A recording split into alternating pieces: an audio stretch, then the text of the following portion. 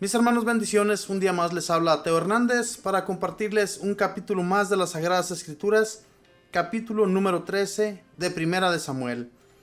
Voy a comenzar a leer, mis hermanos, les pido saque su Biblia. Vamos a comenzar a leer todos juntos para que así nuestro Señor abra nuestra mente y nuestro corazón y nos dispongamos a escuchar de la palabra. En el nombre del Padre, y del Hijo, y del Espíritu Santo. Amén. Saúl llegó a ser rey de Israel. Saúl eligió 3,000 hombres de Israel, de los cuales 2,000 estaban con él en Micmas y en los cerros de Betel, y 1,000 con Jonatán en Gibea de Benjamín. En cuanto al resto del pueblo, lo devolvió a sus carpas. Jonatán dio muerte al gobernador filisteo de Gibea, lo que llegó a oídos de los filisteos. Entonces Saúl mandó divulgar por todo el país a son de trompetas este bando, que lo sepan todos los hebreos. Todo Israel supo esta noticia. Saúl ha dado muerte al gobernador filisteo, y por esto Israel está en guerra con los filisteos. Y el pueblo se reunió junto a Saúl en Gilgal. Los filisteos se reunieron para atacar a Israel con 3,000 carros, 6,000 hombres de a caballo y un ejército tan numeroso como las arenas del mar. Subieron y acamparon en Micmas, al este de Bet-Aves. Cuando los israelitas se vieron en peligro, la gente empezó a huir. Unos se escondían en las cavernas, en los subterráneos o entre las rocas. Otros se metían en las criptas o en los pozos. Algunos atravesaron el Jordán y fueron a Gad y a Galad. Saúl estaba todavía en Gilgal y todo el pueblo temblaba de temor junto a él. Esperó 7 días conforme al plazo que Samuel había fijado. Pero Samuel no llegó a Gilgal y el ejército empezó a dispersarse. Entonces Saúl dijo: prepárenme la víctima que debe ser consumida por el fuego y los sacrificios de comunión. Acababa de celebrar el sacrificio cuando llegó a Samuel. Salió a su encuentro para saludarlo. Pero Samuel le dijo: ¿qué has hecho? Y Saúl respondió: yo vi que el ejército se dispersaba y que los filisteos se encontraban en Micmas y tú no llegabas. Entonces me dije: justamente me van a atacar los filisteos, cuando todavía no he suplicado a Yahvé. En vista de eso, me vi obligado a ofrecer el sacrificio. Samuel dijo a Saúl: has obrado como un tonto. Si hubieras cumplido la orden que Yahvé, tu Dios, te había dado, entonces Yahvé habría asegurado tu reino sobre Israel. Pero ahora tu reino no se mantendrá. Yahvé se ha buscado un hombre a su gusto para hacerlo rey de su pueblo, ya que tú no has cumplido lo que él te había ordenado. Con esto se retiró Samuel. El resto del pueblo que quedaba subió con Saúl a juntarse con los demás combatientes que había en Gibea. Saúl pasó revista a la gente que tenía con él. Había unos 600 hombres. Saúl, su hijo Jonatán y su tropa habían establecido su campamento en Gibea de Benjamín, mientras que los filisteos acampaban en Micmas. Y salieron 3 destacamentos de filisteos a devastar los campos. Uno tomó el camino de Ofra, en la comarca de Saúl. Otro marchó por el camino que va a Bet-Horón, y el tercero se dirigió hacia el camino de la frontera que domina el valle de Zeboín hacia el desierto.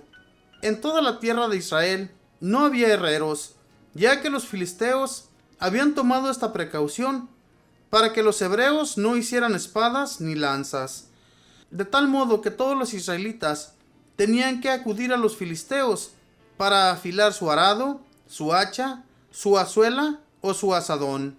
El precio por afilar los arados y hachas era de 2 tercios de siclo, y por la azuela o azadones de 1 tercio. Y ocurrió que el día de la batalla de Micmas, ninguno de los que estaban con Saúl y Jonatán tenían espada ni lanza. Se encontró, sin embargo, para Saúl y su hijo Jonatán. Fue así como el pelotón filisteo se dirigió hacia el paso de Micmas. Palabra de Dios, te alabamos, Señor. Las ordenanzas del Señor es que le hagamos caso en todo, hermanos. Aquí Saúl se apresuró, se imaginó que Samuel ya no iba a llegar para llevar a cabo el sacrificio que se hace a Yahvé para que en la guerra le fuera bien a Saúl. Pero Saúl se desesperó y entonces mandó pedir las víctimas que iban a ser ofrecidas a Yahvé. Se desesperó y entonces, cuando éste terminó de hacer el sacrificio, llegó Samuel muy enojado, diciéndole que por no haber hecho caso, por no haberse esperado a las órdenes de Yahvé, el reinado se le iba a arrancar, se le iba a quitar ya, que Dios había encontrado otro rey que iba a gobernar y ese sí iba a llevar a cabo los reglamentos de Dios. Hermanos, cuando no hacemos caso a Dios, cuando ni siquiera pedimos de su consentimiento para ser ayudados en lo que le estamos pidiendo, porque muchas veces nos apresuramos, sentimos que tenemos que hacerlo luego, que no hay que esperar, pero sinceramente hay veces que tenemos que esperar. Como le pasó a Saúl, nos pasa a muchos de nosotros, que nos desesperamos y no vamos a consultar a Dios sobre lo que le estamos pidiendo. Muchas veces nos echamos drogas, compramos cosas no necesarias en nuestra vida y cuando se nos llega el cobro mensualmente, no hallamos cómo pagar aquella cosa. Y entonces nosotros mismos nos echamos ese problemón, hermanos, y le echamos la culpa a Dios porque no nos ayuda.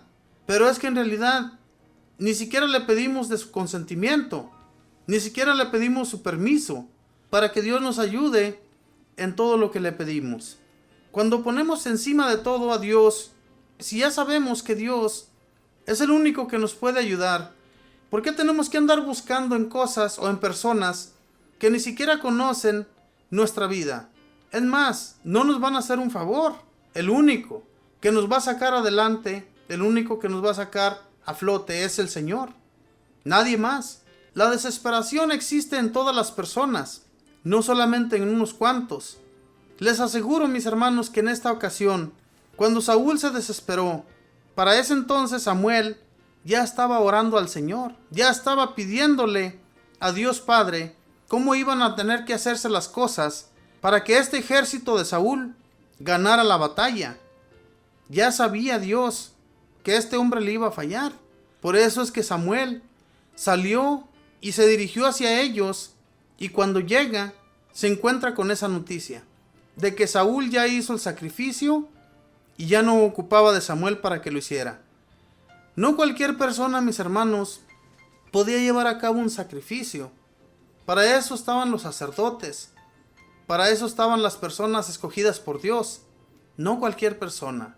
En los primeros libros de la Sagrada Escritura, cualquiera hacía un sacrificio, pero en aquel entonces todavía no se encontraba algún sacerdote por ahí, y ahí era como por ejemplo cuando nuestro padre Abraham hacía sus sacrificios, Isaac, Jacob y todos los demás llegaron a hacer sus sacrificios pidiéndole a Dios de su favor.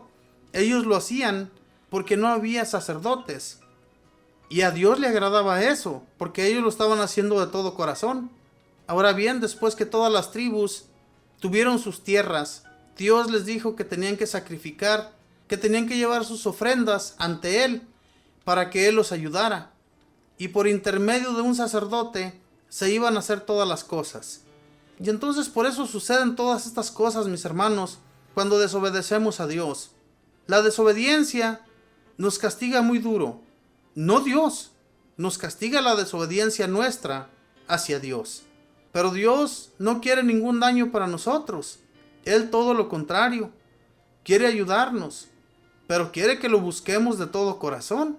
¿Qué ganamos con estar dándonos golpes de pecho todos los días de la vida si en realidad no sentimos el amor por Dios como debe ser? Dios conoce los corazones. Cuando encontró a Saúl, cuando le dijo a Samuel que lo fuera y lo consagrara, Él lo consagró. Él le dijo que Él reinaría por el pueblo de Israel y Él sería amado por Dios, pero que no le fallara, que no fuera a cometer algún error. Y Saúl comenzó a cometer muchos errores, sin permiso de Dios. Cuando Dios le decía que fuera y venciera aquellas ciudades, pero le ordenaba el anatema y le ordenaba que acabara con todo, no hacía caso a Dios.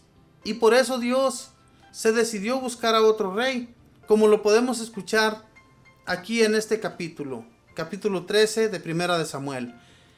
Más adelantito vamos a ver cuál va a ser el siguiente rey de Israel, el que va a gobernar al pueblo.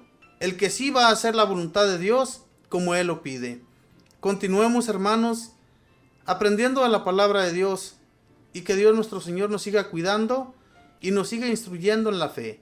Que Dios les bendiga.